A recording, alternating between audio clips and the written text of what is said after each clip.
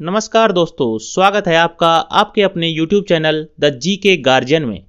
दोस्तों, अपने प्राचीन भारत के इतिहास की क्लास को आगे बढ़ाते हुए आज हम पहुंच चुके हैं वर्धन वंश के ऊपर। ठीक है दोस्तों, देखिए वर्धन वंश को ही पुष्यभूति वंश के नाम से जाना जाता है। ठीक है, और ये इसमें जितने भी राजा हुए हैं आप देख सकते हैं, हम इन सभी को अच्छे से कवर करके चलेंगे और लास्ट में पढ़ेंगे जो इसका सबसे इंपॉर्टेंट राजा है, हर्षवर्धन। ठीक है दोस्तों, देखिए हर्षवर्धन के बारे में भी हम अच्छे से पढ़ेंगे और जो वर्धन वंश में जितने भी शासक हुए, वर्धन वंश में जो समाज था, धर्म था, उस सभी के बारे में अच्छे से कवर करके चलेंगे। ठीक है, और लास्ट में लगाएंगे हमारा सबसे इंपॉर्टेंट, जितने भी क्वेश्चन आंसर बढ़ते हैं इस वर्धन वंश से, जितने भी क्वेश्चन आंसर बनेंगे सभी को टेस्ट के रूप में हम करेंगे। ठीक है दोस्तों, तो बिना किसी देरी के चलिए शुरू करते हैं।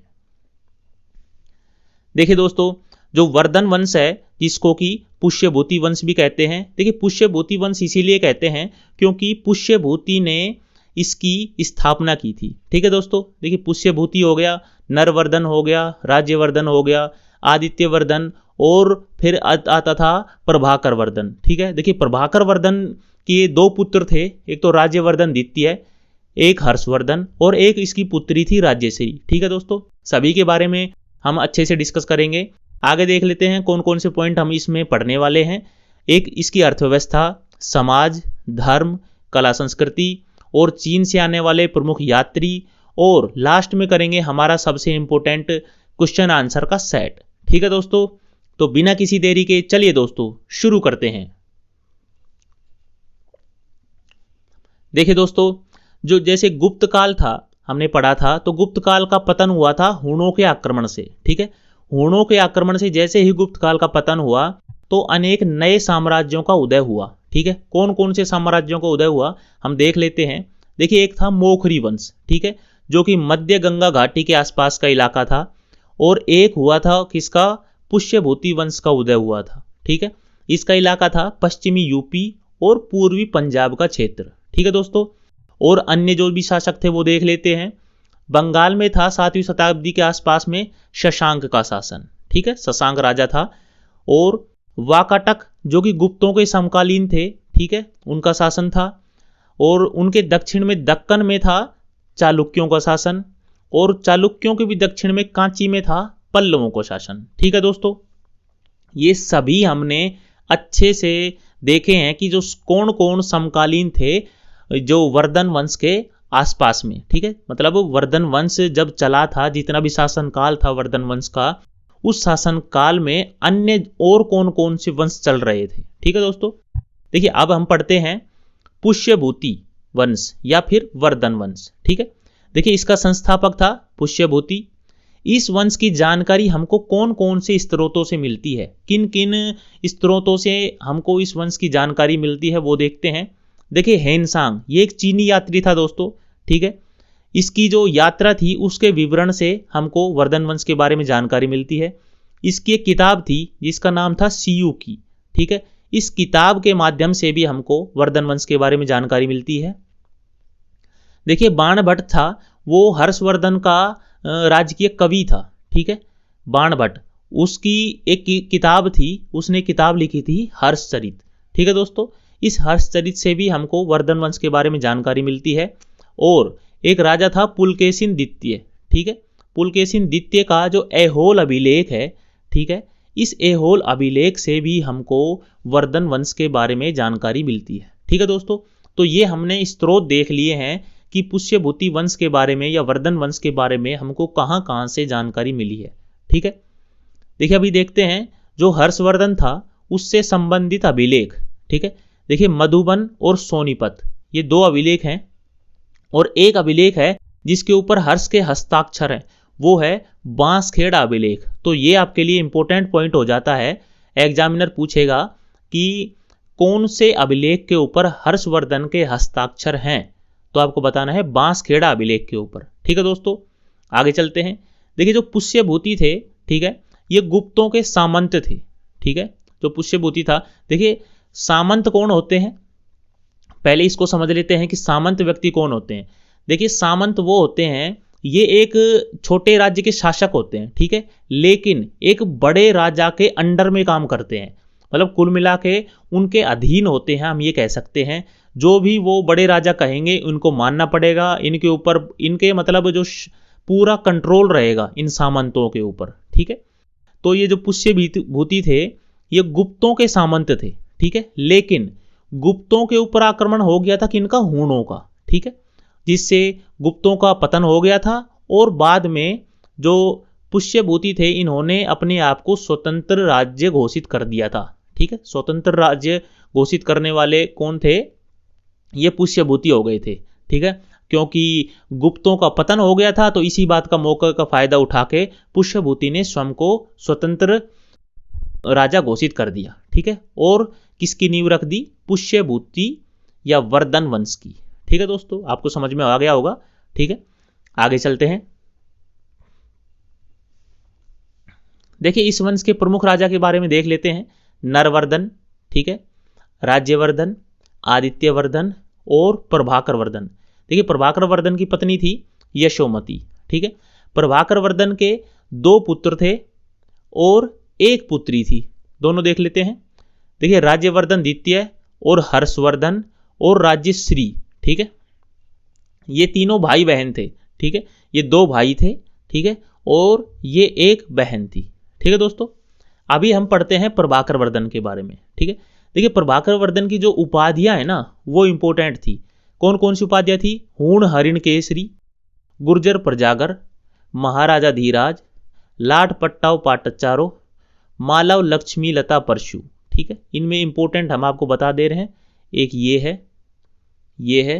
देखिए महाराजा धीराज को आप छोड़ भी सकते हैं, ये कभी पूछी नहीं जाएगी, लाट पट्टाव चारो, और ये लास्ट की मालव लक्ष्मी लता परशु, ठीक है। इन चारों को आपको याद रखना है क्योंकि एग्जामिनर सीधी 1 लाइनर क्वेश्चन के रूप में इसको पूछ लेता है, ठीक है। देखिए गुर्जर प्रजागर का मतलब हम थोड़ा बता देते हैं आपको कि जो गुर्जर समुदाय था ना उस समय में, ठीक है, जो भी गुर्जर वंश थे उनको परेशान करने वाला, मतलब गुर्जरों की नींद हराम करने वाला, इससे ये मतलब बनता है, ठीक है दोस्तों। ये चारों उपाधियां के बाद में हम आगे चलते हैं। देखिए जो प्रभाकर वर्धन था ना, इसने अपने राज्य की स्थिति सुदृढ़ करने के लिए जो इनके पड़ोसी थे ना, कौन थे, मोखरी, ठीक है, उनसे वैवाहिक संबंध स्थापित कर लिए थे इसने, ठीक है। इसने मोखरियों से अपनी पुत्री का विवाह करवा दिया था, ठीक है। तो इनका मतलब आपसी में भाईचारा बन गया था, ठीक है। तो इस तरह से इन्होंने मोखरियों से संबंध स्थापित किए थे, ठीक है। मोखरी वंश के बारे में थोड़ा पढ़ लेते हैं हम। मोखरी वंश क्या है, देखिए मोखरी वंश का संस्थापक हरिवर्मा है। 510 ईस्वी में इस वंश की स्थापना की थी। और ये कहाँ पे पड़ता है ये मोखरी वंश, जो अपना गया है बिहार में और कन्नौज यूपी में, इस वाला जो इलाका है ना, ठीक है, ये मोखरी वंश का इलाका था, ठीक है। इस वंश के अन्य राजा के बारे में हम पढ़ते हैं तो आदित्य वर्मा, ईशान वर्मा, सर्ववर्मा, अवंती वर्मा और ग्रहवर्मा, ठीक है। देखिए ग्रहवर्मा से इसने अपनी पुत्री का विवाह करा दिया था। प्रभाकर वर्धन ने ग्रहवर्मा से अपनी पुत्री राज्यश्री का विवाह करा दिया था, ठीक है दोस्तों। इतना करने के बाद में आगे चलते हैं। देखिए अभी आता है राज्यवर्धन, ठीक है। देखिए प्रभाकर वर्धन की मृत्यु हो चुकी है। प्रभाकर वर्धन की मृत्यु हुई तो जो बड़ा भाई था राज्यवर्धन, ठीक है, वो राजा बना, ठीक है। और राजा बनने के साथ ही इसको सूचना मिली कि जो बंगाल का शासक था ना शशांक, और मालवा का शासक देवगुप्त, ठीक है, इन दोनों ने मिलकर कन्नौज के ऊपर आक्रमण कर दिया है। देखिए ये जो शशांक और देवगुप्त थे ये दोनों आपस में दोस्त थे, ठीक है, ये हमको याद रखना है, ये दोनों दोस्त थे। इन दोनों ने मिलकर कन्नौज पे आक्रमण कर दिया और ग्रहवर्मा की हत्या कर दी थी। ग्रहवर्मा को मार दिया और राज्यश्री, ठीक है, जो उनकी बहन थी उसको उठा के ले गए, उसको कैद कर लिया, ठीक है, कन्नौज में, ठीक है। अभी कन्नौज की रक्षा के लिए, अपनी बहन की रक्षा के लिए कौन आगे बढ़ा है, राज्यवर्धन, ठीक है। देखिए कोई भी भाई होगा वो सीधा यही काम करेगा, ठीक है। तो इसने भी अपने भाई वाला फर्ज निभाया है। राज्यवर्धन अपनी बहन की रक्षा के लिए आगे बढ़ा। इसने जो मालवा शासक था देवगुप्त, उसकी सेना को तो पराजित कर दिया, ठीक है, लेकिन जो शशांक था, ठीक है, बंगाल का जो गौड़ शासक है, ठीक है, इसने चालाकी खेली। और क्या चालाकी खेली, मैं आपको थोड़ा स्टोरी के रूप में थोड़ा बता देता हूं। जैसे ही इसने देवगुप्त की सेना को पराजित किया तो शशांक समझ गया कि राज्यवर्धन उसे हरा देगा। ठीक है, तो उसने चालाकी ये खेली कि उसको अपने घर निमंत्रण पे बुलाया। ठीक है, और ये बोला कि हमको माफ कर दो, हमसे गलती हो गई, ठीक है, हम आपसे मित्रता करना चाहते हैं। ठीक है, तो राज्यवर्धन जैसे ही उसके घर पे गया ना, तो उसने धोखे से, ठीक है, उसने विश्वासघात से राज्यवर्धन की हत्या कर दी। ठीक है दोस्तों, अभी जो राज्यश्री थी, ठीक है, वो कैद से पूरी तरह छूटी नहीं थी। ठीक है, अभी तो क्योंकि शशांक ने उसको कैद कर रखा था। अभी इसके आगे की स्टोरी में थोड़ा आपको बता देता हूं। राज्यवर्धन मर गया। ठीक है, अभी 16 साल की उम्र में राजा बनता है हर्षवर्धन। ठीक है, इस हर्षवर्धन ने फिर आक्रमण किया था कन्नौज के ऊपर। ठीक है, क्योंकि शशांक अभी वहीं था। ठीक है, तो शशांक की सेना वहां पे हार गई थी। शशांक अपना वहां से दुम दबा के भाग गया था। ठीक है, लेकिन हर्षवर्धन उसको मार नहीं पाया था और अपनी जो बहन थी, ठीक है, उसको जाके आजाद करा लिया था। ठीक है, तो ये पूरी स्टोरी थी। अभी हम पढ़ लेते हैं हर्षवर्धन के बारे में। ठीक है, हर्षवर्धन 606 ईस्वी में राजा बना और 647 ईस्वी तक राजा रहता है। ठीक है, इसका जन्म हुआ था 590 ईस्वी में।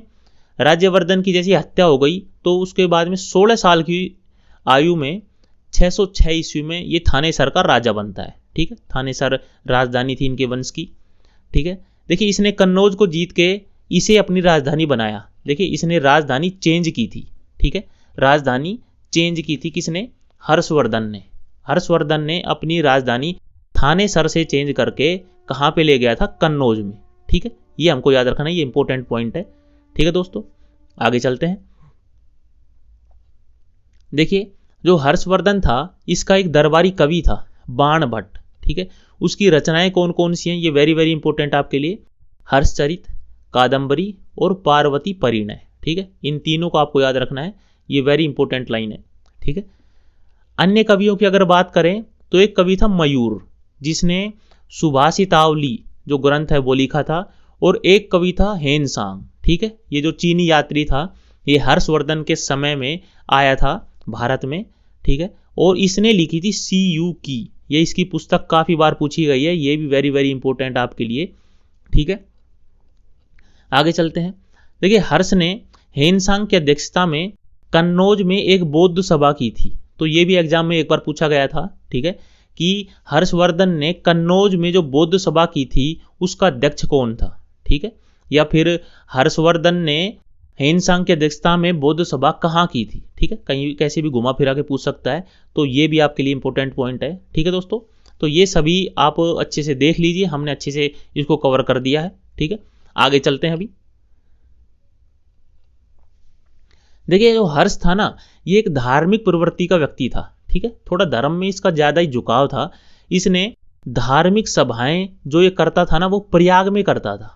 ठीक है, प्रयाग में धार्मिक सभाएं करता था, और इसने दो प्रमुख धर्म सम्मेलन भी किए थे, एक तो कन्नौज में 641 ईस्वी में और एक प्रयाग में। ठीक है, ये वेरी वेरी इंपॉर्टेंट है कि इसने जो दो प्रमुख धर्म सम्मेलन थे वो कहाँ कहाँ किए थे।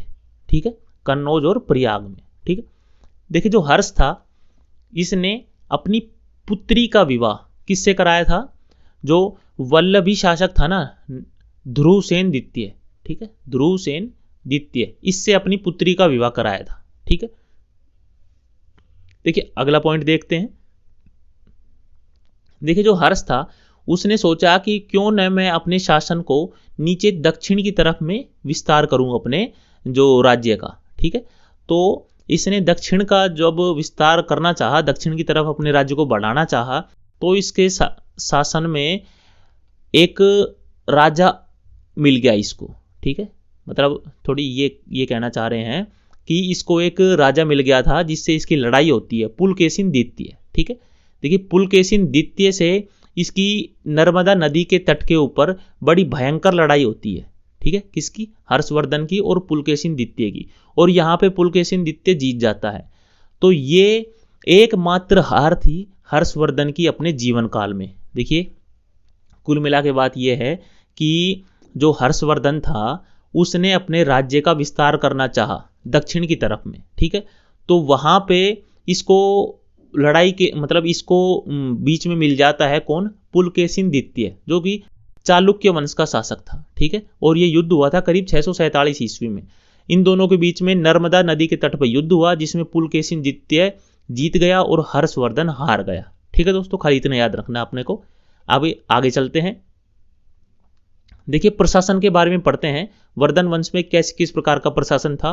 देखिए आधारभूत इकाई थी गांव, ठीक है। सबसे छोटी जो प्रशासन की इकाई थी वो थी गांव।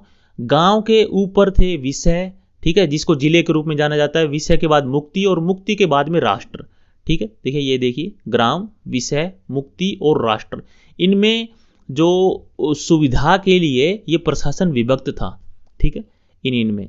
और जो शासन व्यवस्था थी वो तो आप जान रहे हैं, राजतंत्रात्मक शासन व्यवस्था थी। देखिए राजतंत्रात्मक शासन व्यवस्था क्या होती है। देखिए जिसमें राजा का शासन हो, मतलब पहले राजा शासन करता था, उसके बाद उसका बेटा करेगा, उसके बाद उसका बेटा राजा बनेगा, ठीक है। इस प्रकार की जो व्यवस्था होती है उसे राजतंत्रात्मक कहते हैं, ठीक है। देखिए सार्वजनिक लेखा जोखा व्यवस्थित रखना प्रमुखता थी, ठीक है।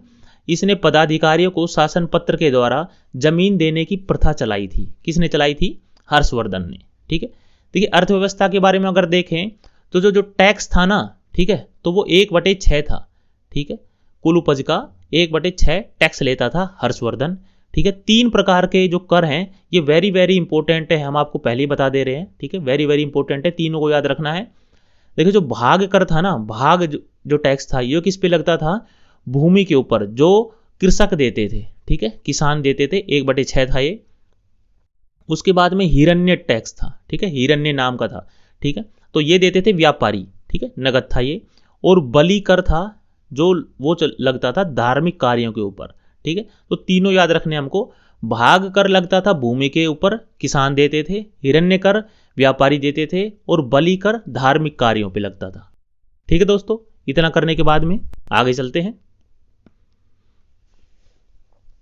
देखिए अधिकारी की बात कर लेते हैं, कौन कौन अधिकारी था इस समय में।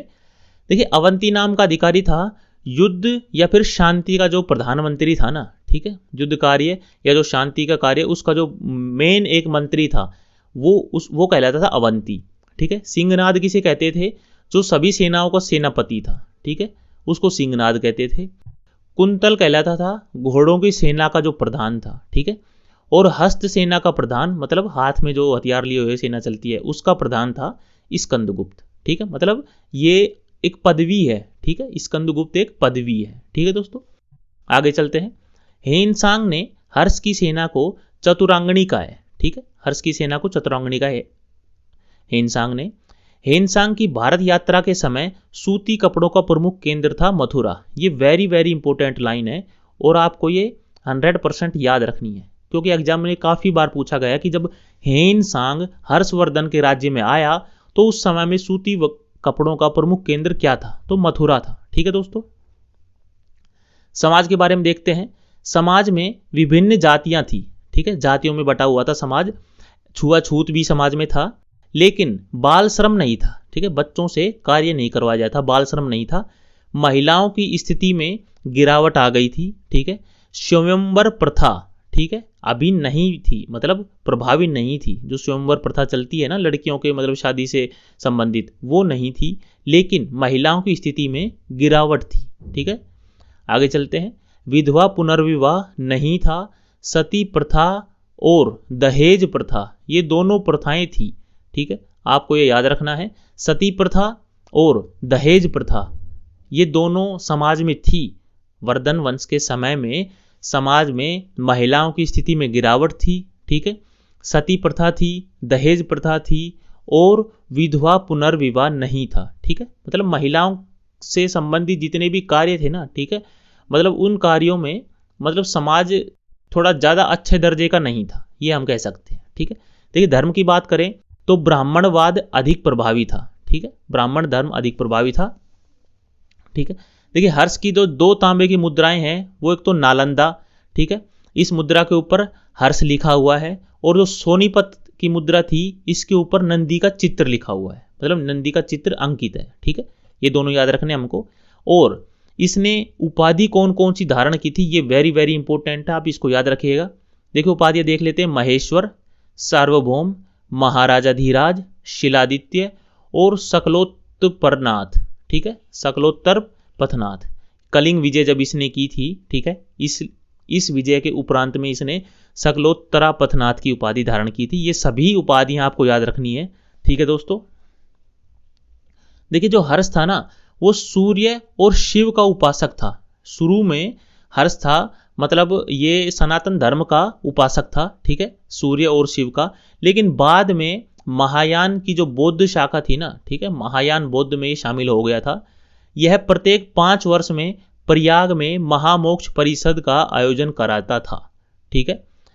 ये जो महाकुंभ मेला लगता है दोस्तों, ठीक है, तो ये हर्ष की ही देन है, ये हमको याद रखना है। जो कुंभ मेला लगता है ना, ठीक है, कुंभ मेला, ठीक है, ये हर्ष की ही देन है, ठीक है दोस्तों। इसको हमको अच्छे से याद रखना है। आगे चलते हैं।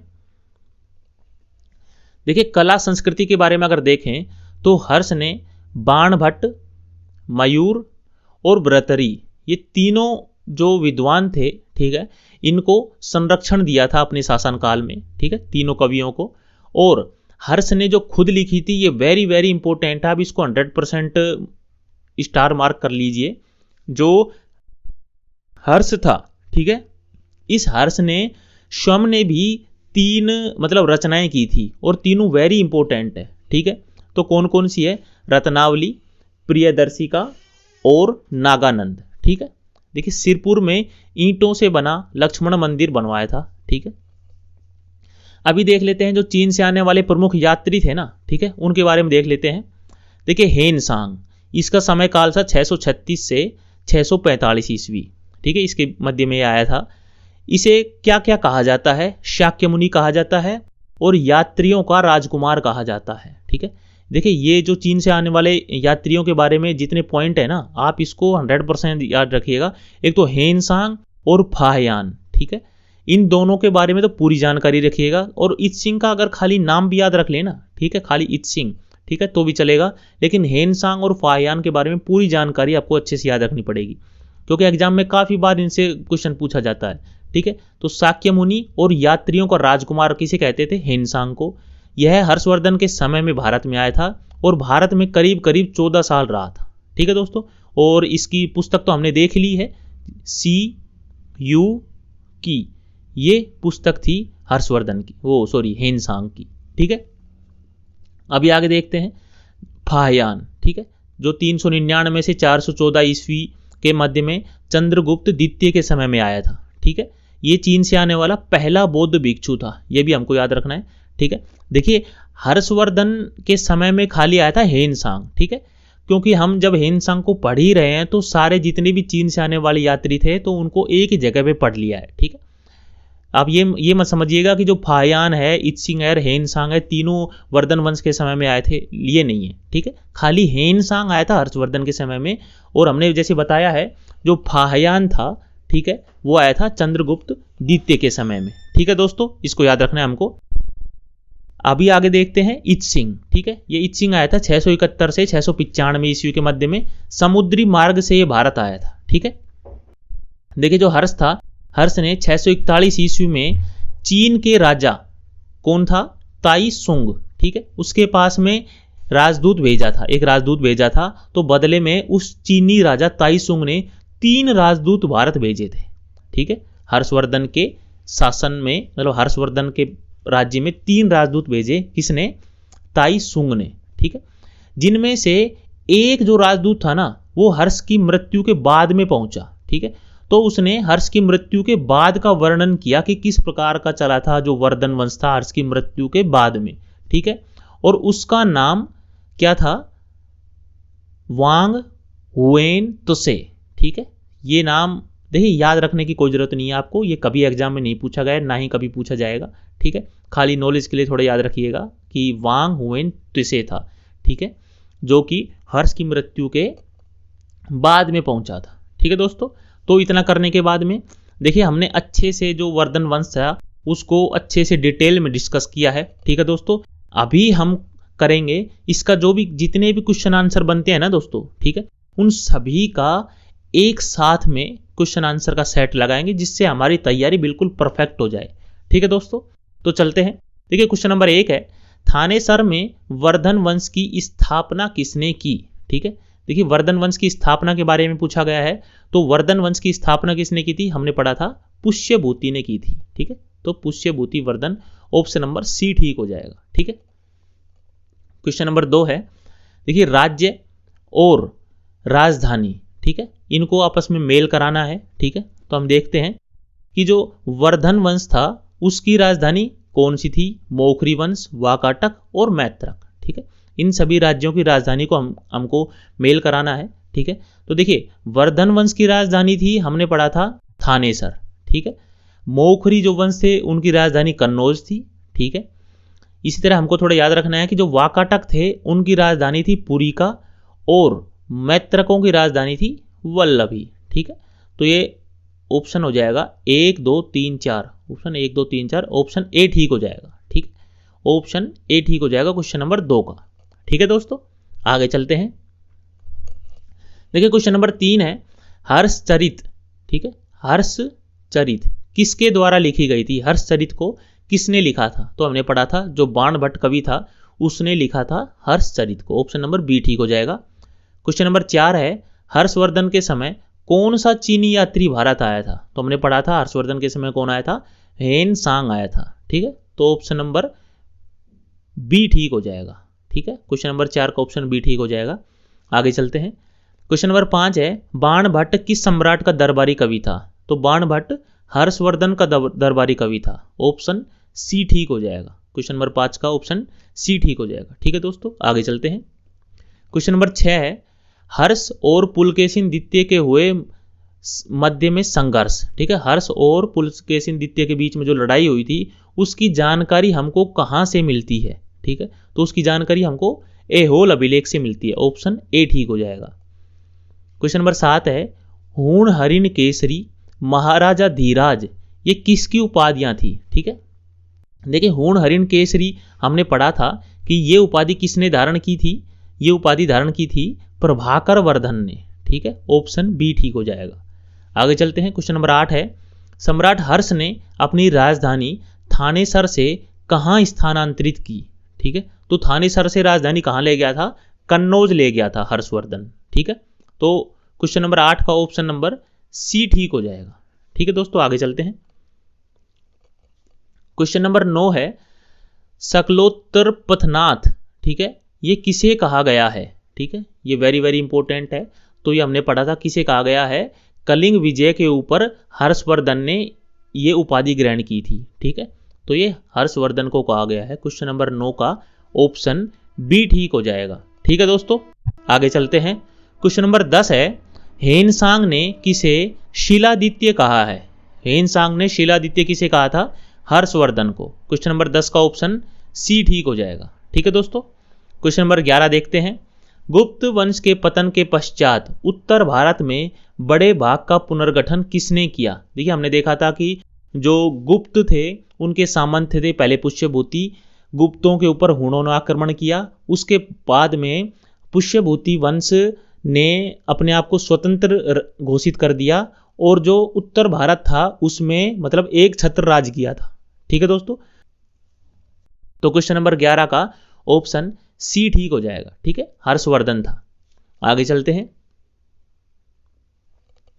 क्वेश्चन नंबर 12 है, बंगाल का कौन सा शासक हर्षवर्धन के समकालीन था। देखिए हमने पढ़ा था कि जो बंगाल का शासक शशांक था, ठीक है, बंगाल का शासक शशांक था, इससे लड़ाई हुई थी किसकी, हर्षवर्धन की, तो ऑप्शन नंबर ए ठीक हो जाएगा, ये इसके समकालीन था। क्वेश्चन नंबर 13 है, चालुक्य जो शासक था पुलकेशिन द्वितीय, ठीक है, इसने कौन सी नदी के किनारे हर्षवर्धन को हराया था। ठीक है, तो हमने पढ़ा था नर्मदा नदी के किनारे हर्षवर्धन को हराया था पुलकेशिन द्वितीय ने, ऑप्शन नंबर सी ठीक हो जाएगा। क्वेश्चन नंबर 14 है, हर्ष के जीवन काल में उत्तर भारत का सबसे महत्वपूर्ण शहर कौन सा था। ठीक है, तो हर्ष के जीवन काल में उत्तर भारत का सबसे महत्वपूर्ण शहर था कन्नौज, हमने पढ़ा था, ऑप्शन नंबर सी ठीक हो जाएगा। ठीक है दोस्तों, आगे चलते हैं। देखो क्वेश्चन नंबर 15 है, हर्ष की जीवनी किसने लिखी है। जो हर्ष की जीवनी है ना, ठीक है, तो वो किस कवि ने हर्ष की जीवनी लिखी है, तो उसका राज कवि था बाणभट्ट, बाणभट्ट ने लिखी हर्ष की जीवनी हर्षचरित। ठीक है, जो हर्षचरित है, ठीक है दोस्तों, ये बाणभट्ट ने लिखी है, ये हर्ष की जीवनी है। ठीक है, आगे चलते हैं। क्वेश्चन नंबर 16 है, हर्षवर्धन अपनी धार्मिक सभा कहाँ करता था? ठीक है, मथुरा, प्रयाग, वाराणसी या फिर पेशावर। हर्षवर्धन अब जो अपनी धार्मिक सभाएं थी वो कहाँ करता था? तो वो प्रयाग में करता था। ठीक है, ऑप्शन बी ठीक हो जाएगा। क्वेश्चन नंबर 17 है, वर्धन वंश की राजधानी थानेसर किस प्रदेश में स्थित है? ठीक है, तो ये हमको पता है कुरुक्षेत्र, ठीक है, हरियाणा में जो पड़ता है। ठीक है, वहां पे थानेसर स्थित है। ऑप्शन नंबर बी ठीक हो जाएगा। आगे चलते हैं। क्वेश्चन नंबर 18 है, हर्षवर्धन की जो बहन थी राज्यश्री, ठीक है, इसका विवाह किसके साथ हुआ था? ठीक है, तो हमने पढ़ा था जो मोखरी नरेश ग्रहवर्मा था उससे शादी हुई थी किसकी? राज्यश्री की। ऑप्शन सी ठीक हो जाएगा। क्वेश्चन नंबर 19 है, हर्षवर्धन के बड़े भाई राज्यवर्धन द्वितीय इसकी हत्या किसने की थी? ठीक है, देखिए धोखे से हत्या की कर दी थी, हमने पढ़ा था। तो गौड़ शासक शशांक था बंगाल का, उसने हत्या कर दी थी हर्षवर्धन के बड़े भाई राज्यवर्धन की। ठीक है, ऑप्शन बी ठीक हो जाएगा। क्वेश्चन नंबर 20 है, हर्षवर्धन ने 606 ईस्वी में हर्ष संवत की स्थापना किस उपलक्ष्य में की थी?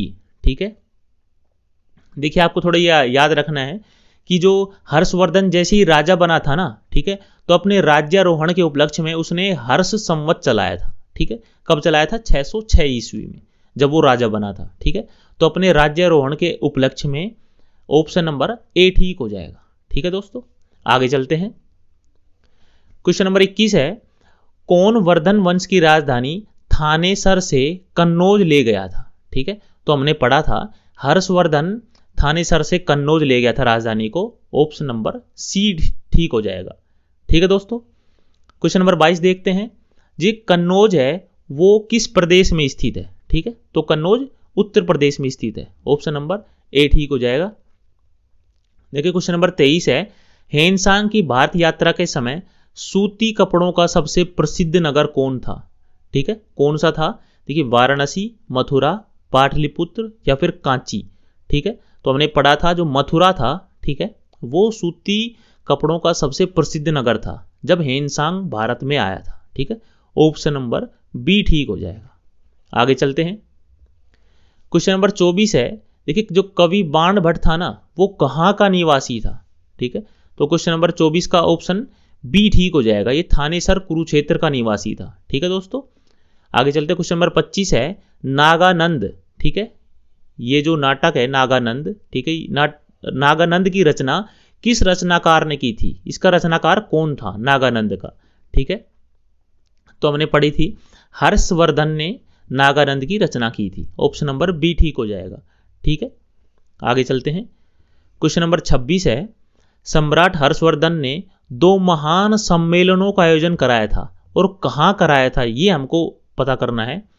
देखिए ऑप्शन देख लेते हैं, कन्नौज या प्रयाग, थानेसर और वल्लभी, प्रयाग थानेसर या फिर वल्लभी व प्रयाग। ठीक है, तो आपको बताना है कहाँ पे 2 महान धार्मिक सम्मेलनों का आयोजन कराया था हर्षवर्धन ने। ठीक है, तो हमने पढ़ा था कन्नौज व प्रयाग में कराया था। ऑप्शन ए ठीक हो जाएगा। ठीक है दोस्तों, आगे चलते हैं। क्वेश्चन नंबर 27 है दोस्तों, नागानंद, रत्नावली और प्रियदर्शिका, ये जो 3 नाटक हैं इनको किसने लिखा है? ठीक है, तो हमने पढ़ा था हर्षवर्धन ने लिखा था इनको। ऑप्शन नंबर डी ठीक हो जाएगा। आगे चलते हैं। क्वेश्चन नंबर 28 है, हर्षवर्धन के जीवन में एकमात्र पराजय देने वाला पुलकेशिन द्वितीय कहाँ का राजा था? देखिए हर्षवर्धन अपनी जीवन काल में कभी कोई लड़ाई हारा नहीं था। ठीक है, खाली एक लड़ाई हारा था जो कि पुलकेशिन द्वितीय के साथ में नर्मदा नदी के तट पे हुई थी। ठीक है, तो हमको ये बताना है कि जो पुलकेशिन द्वितीय था ना, ठीक है, ये कहाँ का राजा था? तो ये चालुक्य वंश का राजा था जिसको वातापी या बादामी कहा जाता है। ठीक है, ऑप्शन नंबर ए ठीक हो जाएगा। क्वेश्चन नंबर 29 है, हर्षवर्धन ने अपनी पुत्री का विवाह वल्लभी शासक से किया, उसका नाम क्या था? ठीक है, तो हमने पढ़ा था कि जो हर्षवर्धन ने अपनी पुत्री का विवाह किया था वल्लभी शासक ध्रुवसेन द्वितीय से। ऑप्शन नंबर डी ठीक हो जाएगा। ठीक है दोस्तों, आगे चलते हैं। क्वेश्चन नंबर 30 है, 641 ईस्वी में चीन के राजा के पास किसने अपना एक राजदूत भेजा था। ठीक है, तो हमने पढ़ा था हर्षवर्धन ने अपना एक राजदूत भेजा था चीन के राजा के पास में। ठीक है, क्वेश्चन नंबर 31 है, किस चीनी यात्री को यात्रियों का राजकुमार अथवा शाक्य मुनि कहा जाता है। ठीक है, तो ये हेनसांग को कहा जाता है। ऑप्शन ए ठीक हो जाएगा। ठीक है दोस्तों, आगे चलते हैं, क्वेश्चन नंबर 32 देखते हैं। देखिए, हेनसांग भारत में लगभग कितने वर्ष रहा। ठीक है, तो भारत में करीब करीब 14 साल तक रहा था हेनसांग। ऑप्शन सी ठीक हो जाएगा। ठीक है, आगे चलते हैं, क्वेश्चन नंबर 33 है कि जो कुंभ मेला है ना, ठीक है, ये कुंभ मेला शुरू करने का श्रेय किसे दिया जाता है। हमने पढ़ाया था कि जो हर्षवर्धन था इसे ही श्रेय दिया जाता है कुंभ मेला शुरू करने का। ऑप्शन बी ठीक हो जाएगा। ठीक है, क्वेश्चन नंबर 34 देखते हैं। देखिए, रचना और रचनाकार से हमको मिलान करना है। ठीक है दोस्तों, तो देखना है, देखिए हर्षचरित और कादंबरी ये किसकी रचनाएं हैं। ये दोनों लिखी थी बाणभट्ट ने। ठीक है, तो ये दोनों हो जाएंगी बाणभट्ट की। उसके बाद में देखते हैं नीति शतक, श्रृंगार शतक और भक्ति शतक, ये किसने लिखा था। ये लिखे हैं भर्तहरि ने। ठीक है, जो भर्तहरि की ये रचनाएं हैं। उसके बाद देखते हैं सूर्य शतक, ये लिखा है मयूर ने। और नागानंद रत्नावली और प्रियदर्शिका, ये तीनों की रचना की है किसने, हर्षवर्धन ने। ठीक है, तो ये ऑप्शन हो जाएगा 4 2 3 1, 4 2 3 1, ऑप्शन ए ठीक हो जाएगा। ठीक है दोस्तों, आगे चलते हैं। देखिए, क्वेश्चन नंबर 35 है, निम्नलिखित में से कौन हर्षवर्धन के दरबार से संबंधित नहीं था। कौन हर्षवर्धन के दरबार में नहीं था। देखिए, बाणभट्ट था, कालिदास ये नहीं था, मयूर था और भर्तहरि था। ठीक है, तो ऑप्शन नंबर बी ठीक हो जाएगा। ठीक है, क्वेश्चन नंबर 36 है, हर्षवर्धन के काल में भू राजस्व की सीमा कितनी थी। देखिए, भू राजस्व के ऊपर मतलब कितना टैक्स लगता था, मतलब वो सीमा हमको बतानी है। ठीक है, किस किस के मध्य में टैक्स लगता था। देखिए, 1/6 से 1/10 आपको याद रखना है। ऑप्शन सी ठीक हो जाएगा इसमें, 1/6 से 1/10 था। ठीक है, भू राजस्व की सीमा। क्वेश्चन नंबर 37 है, मोखरी शासकों की राजधानी क्या थी। ठीक है, ये हमको बताना है। क्वेश्चन नंबर 37 में मोखरी शासकों की राजधानी क्या थी, तो ये कन्नौज थी। ठीक है, देखिए पहले मोखरी शासकों की राजधानी कन्नौज थी। उसके बाद में हर्षवर्धन ने कन्नौज को जीत के अपनी राजधानी थानेसर से कन्नौज ले गया था। ठीक है, तो मोखरी शासकों की राजधानी कन्नौज, ऑप्शन सी ठीक हो जाएगा। आगे चलते हैं। देखिए, क्वेश्चन नंबर 38 है दोस्तों कि हर्ष की जो तांबे की मुद्राएं है ना, वो कहाँ से प्राप्त हुई है। ठीक है, तो तांबे की मुद्राएं हर्ष की सोनीपत से प्राप्त हुई हैं। ठीक है, ऑप्शन नंबर बी ठीक हो जाएगा। आगे चलते हैं। क्वेश्चन नंबर 39 है, किस अभिलेख पर हर्ष के हस्ताक्षर मिले हैं। ठीक है, तो हमने पढ़ा था बांसखेड़ा अभिलेख पर हर्ष के हस्ताक्षर मिले हैं। ऑप्शन बी ठीक हो जाएगा। ठीक है, और आज का लास्ट क्वेश्चन है, वर्धन वंश पहले किन शासकों का सामंत था। ठीक है, तो हमने पढ़ा था कि जो वर्धन वंश था पहले गुप्त शासकों का सामंत था। ठीक है दोस्तों, तो ये आज के हमारे क्वेश्चन आंसर के सेट कंप्लीट होते हैं।